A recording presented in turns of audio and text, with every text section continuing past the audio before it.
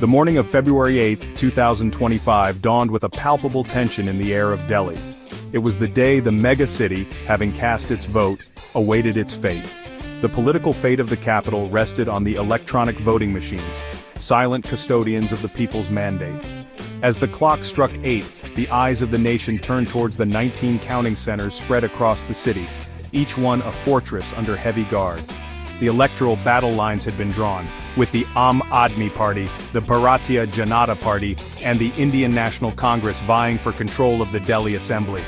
Weeks of high-octane campaigning, fiery speeches and promises galore had finally culminated in this decisive day. The citizens, having exercised their franchise, held their breath, their hopes and anxieties intertwined. The counting process, a meticulous and closely scrutinized affair, commenced at 8 a.m. sharp. All eyes were on the Election Commission of India, the impartial arbiter of the electoral process. Every step from the unsealing of the EVMs to the final declaration of results was to be conducted with utmost transparency and under the watchful eyes of election officials, party representatives, and security personnel. This election was not just about numbers, it was about the soul of Delhi. It was about the aspirations of its people, their hopes for a better future. As the counting progressed, the city held its breath, bracing itself for the verdict that would shape its destiny for the next 5 years. Security was paramount on counting day, with the Delhi police and paramilitary forces leaving no stone unturned in ensuring a smooth and incident-free process. A 3-tier security cordon was thrown around each of the 19 counting centers, effectively turning them into impregnable fortresses. Entry was strictly regulated with only authorized personnel, including election officials, candidates, their designated agents, and accredited media, allowed inside. Identity checks were stringent, and every individual entering the counting centers was subjected to thorough frisking. The use of mobile phones inside the counting halls was strictly prohibited to maintain the sanctity and integrity of the process. The 70 strong rooms where the EVMs and VVPATs had been securely stored under 24/7 surveillance since polling day were also given the highest level of protection. The movement of EVMs from the strong rooms to the counting halls was closely monitored by CCTV cameras and supervised by election officials and representatives of various political parties. The elaborate security arrangements were a testament to the importance of the Delhi Assembly elections and the need to ensure that the counting process remained free from any external influence or disruption. The heavy police presence was also a deterrent against any potential attempts to disrupt the peace or create unrest. The message was clear: the authorities were determined to uphold the sanctity of the electoral process and ensure that the will of the people prevailed. The people of Delhi had spoken and their voice resonated through the final voter turnout figures. The Election Commission announced a total voter turnout of 60.54%, reflecting a moderately active participation of the electorate in the 2025 Assembly elections. This figure, while seemingly moderate, represented the culmination of diverse voting patterns across the city's constituencies. Mustafabad emerged as the constituency with the highest voter turnout, clocking in at an impressive 69.09%. This high turnout could be attributed to various factors, including local issues, the profile of the candidates, and the effectiveness of the election campaigns in mobilizing voters. On the other hand, Model Town registered the lowest voter turnout at 53.62%. This lower turnout could be indicative of voter apathy, satisfaction with the status quo, or disenchantment with the choices on offer. A closer look at the gender-wise voting patterns revealed that 50.42 lakh men and 44.08 lakh women exercised their franchise. Interestingly, 403 voters from the third gender also participated in the electoral process, highlighting the growing inclusivity and awareness within the electorate. The voter turnout, with its variations across constituencies, presented a mixed bag for political analysts. It offered valuable insights into the mood of the electorate and the potential factors that might influence the final outcome. Even as the counting process got underway, the political atmosphere in Delhi remained charged, with the Aam Aadmi Party launching a scathing attack on the Bharatiya Janata Party.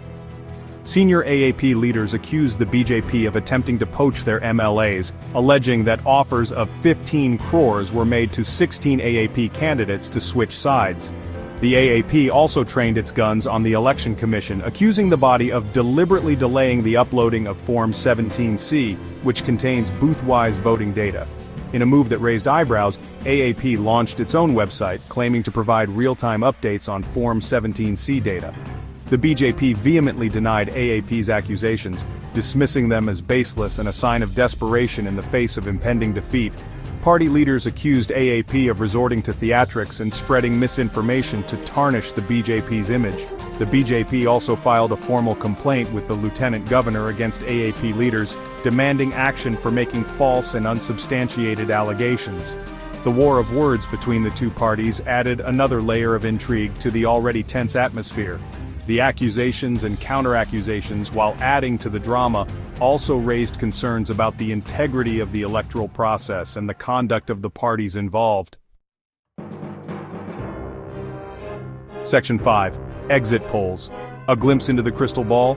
As the day progressed and counting continued, all eyes turned towards the exit polls, those much anticipated yet often unreliable predictors of election results.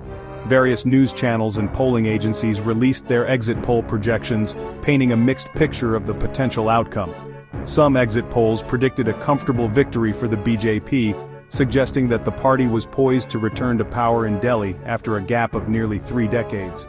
These polls attributed the BJP's projected win to factors such as the popularity of Prime Minister Narendra Modi, the party's well-oiled election machinery, and its focus on national security and development.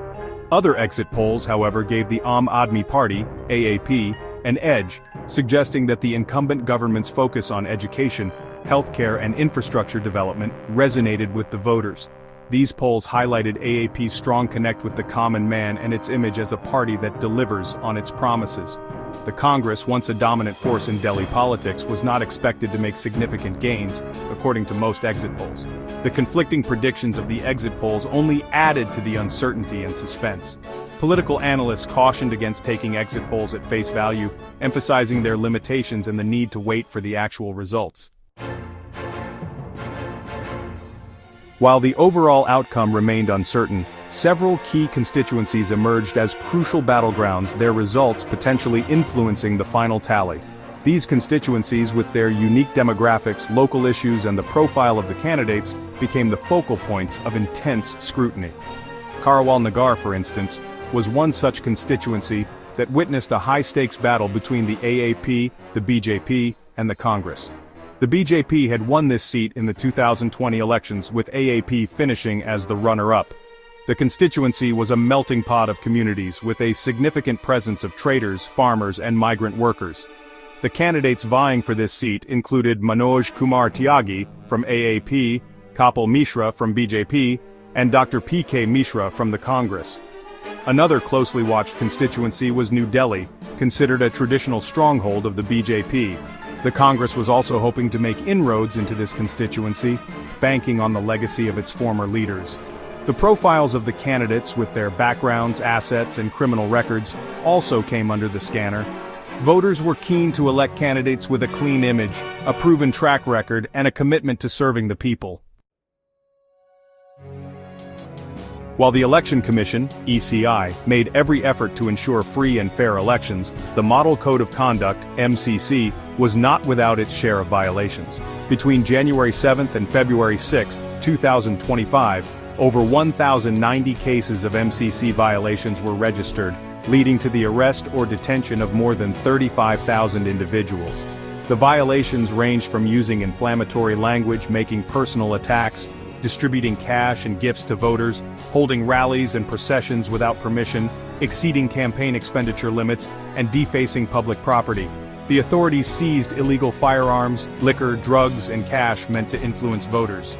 The ECI took a stern view of these violations, issuing notices to candidates and political parties, imposing fines, and even recommending the cancellation of candidature in some cases.